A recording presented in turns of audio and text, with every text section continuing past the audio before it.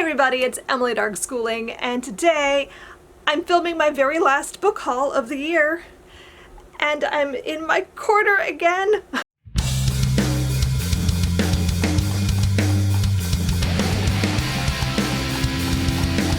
I don't know what came over him, but my husband took down the tree early, so I get my spot back and I can see my shelves, and I'm in a happy place right now. So let's get into it. This is all the books I got across the month of December. And I don't know, there's a lot. So I've sort of divided this into categories. So I'm going to start with the books that I bought with plans for build your library or history book by book type things. So first I have two Alan Gratz novels. I have Refugee and Ground Zero. I don't know what I'm doing with these. This, I'm kind of contemplating a potential for level 4, but I kind of already like the book I have there that's about 9/11, so I might not change that. But I wanted to read this anyway. So I don't really know too much besides it's about 9/11. And then this one, Refugee, is a story that goes, I think, with dual timelines, and you're following a Cuban girl. Oh no, okay. I take that back. This has 3 timelines. You're following Joseph, a Jewish boy in 1930s Europe, and he's trying to get to a safe country. You have Isabel, who is a Cuban refugee in the 90s, and you have Mahmoud, who is a Syrian boy in 2015. So I've had this, like, my eyes on it for a while. I don't know when this came out. This is a fairly new release. No, it's not. This came out in 2017. I don't know what I've been doing all this time, but I've been really wanting to read this. This one was a new release. Then I have The Shark Collar. This is by Zila Bethel. I can't recall where I saw this, but I know it was on Instagram. Somebody had an Instagram spread where they were talking about a shark unit they were doing. And they had this book in the pile, and I was like, what even is that? It's beautiful. So I looked it up and immediately was so excited I had to have it.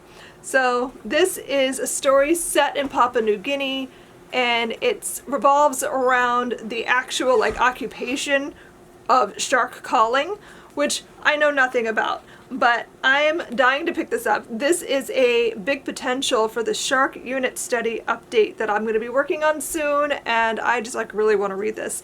And this cover, though, like, I don't know, it's one of the prettiest book covers I've seen in a long time. Then I have, let's see, these 2 books. I have a 3rd book, but I don't know where I put it, so it's not in this pile, but you'll see it eventually. But these 2 I bought for level 4 science. I don't know for sure that either of them are going to end up in the level, but they're both potentials for the science in level 4. This one is The Boy Who Harnessed the Wind by William Kamkwamba, and I've just been wanting to pick this up for ages anyway because it's such a popular book and I've never read it. And then I have Nick and Tesla's High Voltage Danger Lab. This is a mystery, but it's also got, like, science experiments in it, and it revolves around, like, the same topics that are in level 4 science, which is, like, engineering and mechanics and that kind of stuff. So I thought that would be kind of a fun addition to the unit. Assuming it's good. I have no idea. I don't know anything about that series. Alright, these next 4 are things I picked up that I don't really have a purpose for. Well, the top one I kind of do. The rest of them are just things that I thought looked cool and I wanted to have for whatever. So the first one is You Called This Democracy, and this says How to Fix Our Government and Deliver Power to the People, I think, but there's a sticker, so I'm not 100% sure that's what the subtitle says. And this is by Elizabeth Rush, and I'd heard about this, I don't know where I heard about this, but I kept looking at it, and so I finally picked up a copy to see if I like it, if this is something I want to use with Regina, or if it's just over her head. I don't know yet, because I don't quite know what age level this is geared towards. It kind of looks like it could be middle grade, but it could also be high school, so I'm going to read through this and see what I think. But it sounds really interesting. It says, you know, we think we live in a democracy, one person, one vote. But how democratic is our government really? The hard truth is that political power is not shared equally among all citizens. It shouldn't matter if you're rich, poor, urban, rural, Democrat, Republican, male, female, old, or young when you check off a voting box, but it does. So this talks about lots of different issues with the government and voting rights and gerrymandering and lots of stuff like that. So electoral college. So I think this might be more high school level, but I'm going to read it and figure that out later. Next I have Good Girls Don't Make History, and this is a graphic novel, and I got this kind of for Regina because she loves graphic novels, and I thought this would tie in nicely with our history this year since we're studying American history, and this covers like lots of inspiring stories about women who fought for women's rights. So like you have stuff in here about women fighting in the Civil War, you have stuff in here about obviously the suffrage movement. So lots of cool little stories in here that I think will add to our history studies. Next, I have the Wild World Handbook, How Adventurers, Artists, Scientists, and You Can Protect Earth's Habitats.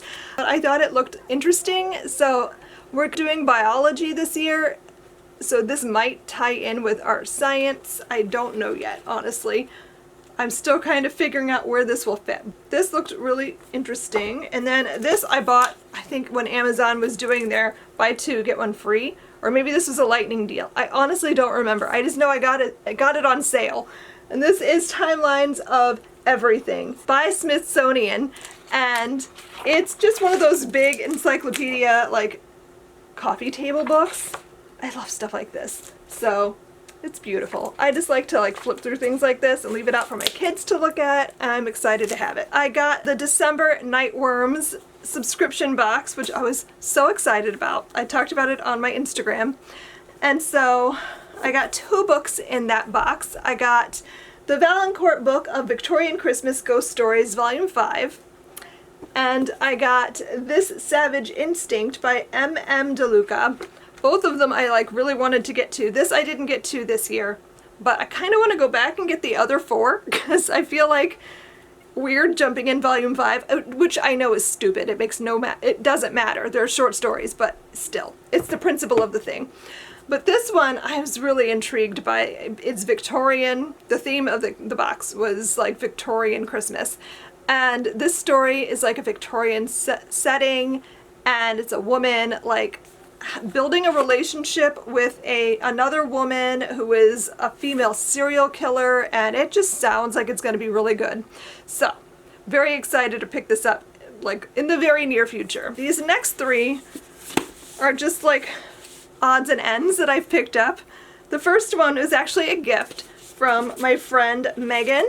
Thank you so much, Megan. I already had a copy of Roxy, but she sent me this one because she got this signed by both authors, which is just like the most exciting thing. I'm obsessed with this. I've never, and there's also a little picture in here from the signing. I don't know if you guys can see, because it doesn't want to focus. There it is. So I'm very excited about this because it has been like my goal for the last several years to actually go and get a book signed by Neal Shusterman, but he never gets this close, is where I live. The closest he gets to me is like the very southern tip of Connecticut, which is like 3 hours away, and it's always like a Thursday. So I've never been able to go, but I'm very stoked to have this. So thank you so much, Megan. You have no idea how loud I squealed when I saw what this was. Next, I have Spark, How Genius Ignites from Child Prodigies to Late Bloomers by Claudia Kalb. I think this was another book I bought when Amazon was doing their buy 2 get 1 free deal, and I don't really remember like what this is besides what the title says, but I think this is like short like snippets about a variety of famous people, like there's Shirley Temple, Pablo Picasso, Eleanor Roosevelt, Maya Angelou, Julia Child. So it sounds really interesting, and I want to kind of like fit this in somewhere. Maybe I'll do a story in here each month or something. Or maybe I'll just read the whole thing in one sitting, who knows. And then I picked this up because I just thought it sounded really interesting, and I haven't seen a lot of books set in this time period or place. This is The Cat I Never Named, A True Story of Love, War, and Survival by Amra Sabik El Reyes with Laurel S. Sullivan. This is a story about the Bosnian War. So it's set in 1992 when Amra was a teen in Bosnia. And so I was really interested to read this. The only other account I think I've ever read is Zlata's diary, which I read when I was a teenager. And so I've always been interested in this, but have never seen anything really on it. I do own a couple other books at this point on this topic, but I haven't read them. So, but this one is really calling out to me. Basically, the rest of this haul was all stuff my husband got me for either Hanukkah or Christmas. So there's a lot of books. Go through them relatively quickly because some of them I've already talked about. Like if you watched my Hanukkah vlog, you already saw me talk about all of those books. So I'm going to breeze through some of these. So first up I have Miss Eliza's English Kitchen, a novel of Victorian cookery and friendship by Annabelle Abbs. This is exactly what it sounds like. It's a Victorian setting. It's cooking. There's recipes in the back. I'm excited to pick this up, honestly. Then I have The Bookseller of Dachau by Sherry J. Ryan, which is another account about survival during the Holocaust. This is, I think, somebody putting together their family history. That's the plot of the book, is they're like uncovering their family's history during that time period. Then I have Little by Edward Carey. This is a book that I had heard of, but I just never picked up before.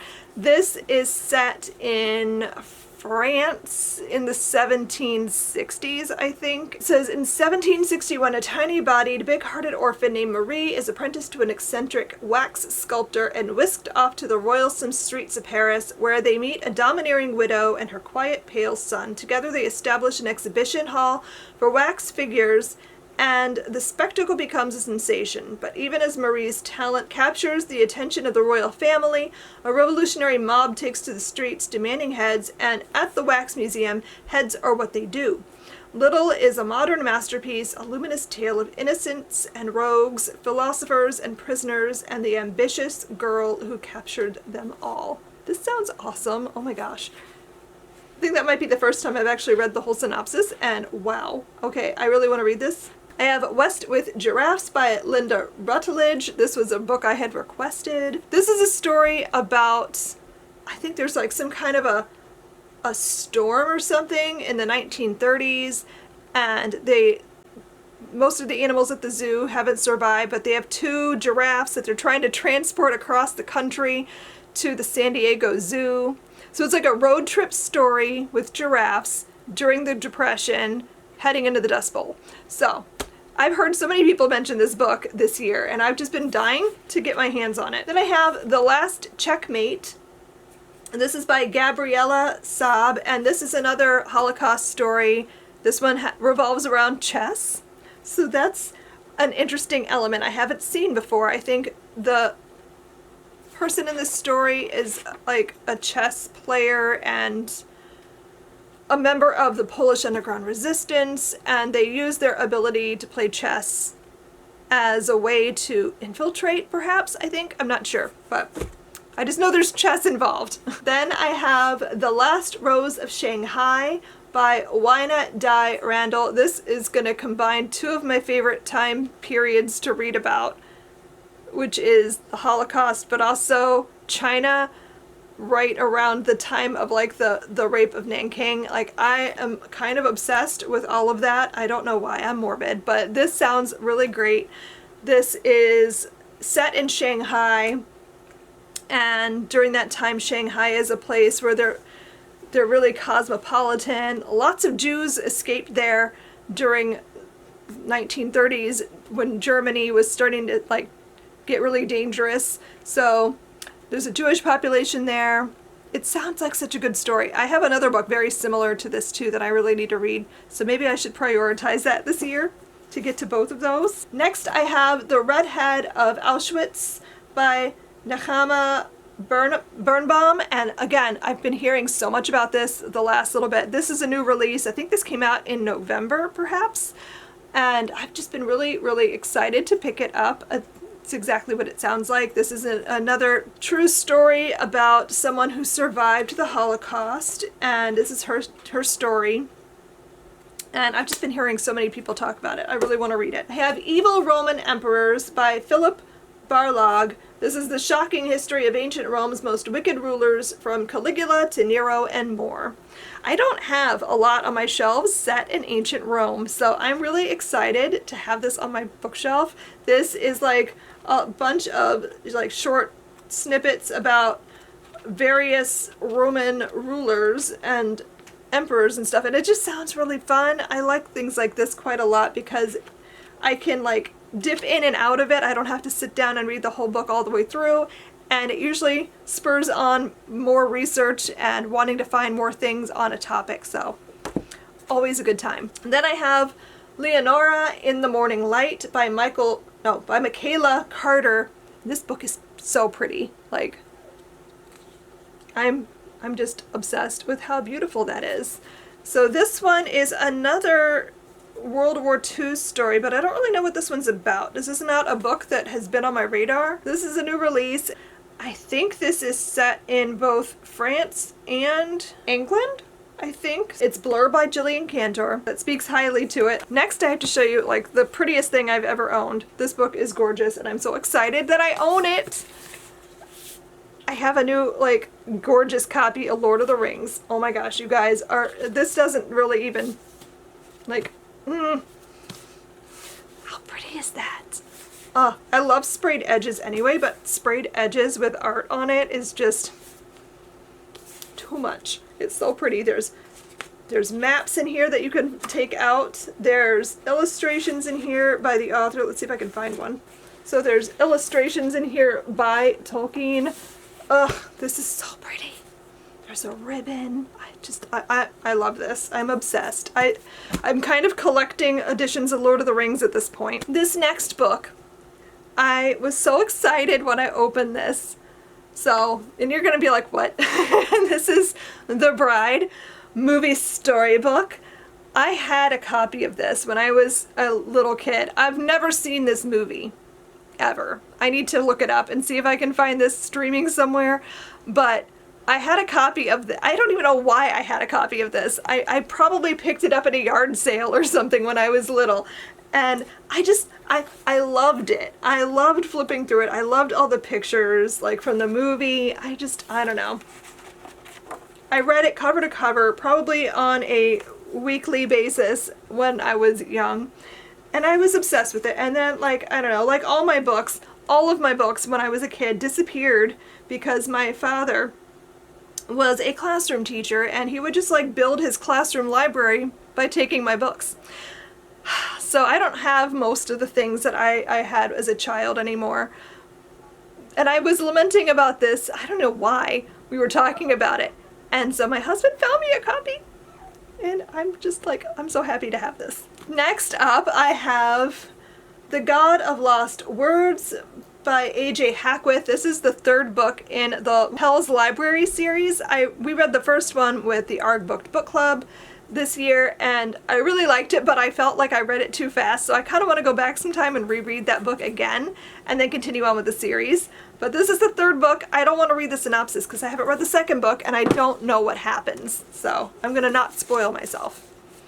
Next up, I have Dave Grohl, The Storyteller, Tales of Life and Music. This is another book that I'm just like so giddy to have on my shelves. I am a huge Dave Grohl fan. I've been a fan since like the 90s with Nirvana, and like I can't wait to read this because I'm sure there's probably so much cool stuff in here about his life, about his time in Nirvana, about the Foo Fighters, just all of it. I'm so excited to read this. Next, I have Light Perpetual by Frances Spufford. This is a story set in like the aftermath of World War II in England, and it kind of follows a group of children and their lives throughout like the next couple of decades, I think. So I don't really know too much more than that, but this cover is just beautiful. I love these colors. Then I have The Death of Jane Lawrence, a novel by Caitlin Starling, and this is another one I requested for Christmas or Hanukkah. And so this one is a gothic horror, and all I really know about it is that it has to do with a woman who is trying to like find a husband because that's what's expected of her, and she wants to live a comfortable life, and things happen. I've heard it compared to Rebecca, but I don't know that that's an accurate like comparison. But I've heard a lot of talk about this, and I'm very excited to pick it up sometime. I have Cloud Cuckoo Land by Anthony Doerr, and I don't really know too much about this beyond there's like 3 perspectives that you're following throughout the story. There's one that's set in like the 1500s, there's one set in present day, and there's one that's set in the future, and it's like 3 children, and somehow their lives entwine, but I don't know how. So I'm kind of intimidated by this book, to be honest. I'm curious about it, but it just seems like it's going to be a lot. I don't know, perhaps this is going to be a book club pick, because that might like force me to pick it up. Then I have The Island of Missing Trees by Elif Shafak, and this one I think is set in Turkey, perhaps? I think, yeah. I don't really know too much about this beyond that it deals with some teenagers, and I think it starts when they're teenagers and it follows their lives later on, and I think it has to do with their relationship, and I don't really know what this is about. But it was a Reese book club pick, so I might read this year, and this will count towards the Build Your Library Reading Challenge prompt to read a book recommended by someone famous. And then the last book in this haul, I have Under Jerusalem by Andrew Lawler. This is the buried history of the world's most contested city, and this is like an archaeology book where they're digging up like the catacombs and things under Jerusalem, and I think that's fascinating. I used to, when I was a kid, my favorite place to hang out was the synagogue's library. I would like practically live there. It was like my favorite place, and there was always a huge stack of magazines that were about archaeology. I think my rabbi at the time was really into that, and so I used to like pore over those and dream about becoming an archaeologist. I had glamorized it in my head, but I'm still kind of interested in that kind of thing, even though I did not pursue that as a career. But this book sounds like up my alley as far as that kind of stuff goes, so I'm looking forward to picking that up. I acquired 32 books in the month of December. What? This is relatively absurd, but it was Christmas and Hanukkah, therefore I get all the things. So what did you get this month? What books did you get this year that you were like the most excited about? Let's span the entire year. What were your favorite new books that you purchased in 2021? I'm going to go into 2022 with the mindset of not doing this every month, but we'll see what really happens. I hope you enjoyed this video, and I will see you guys in my next one. Happy reading. Bye.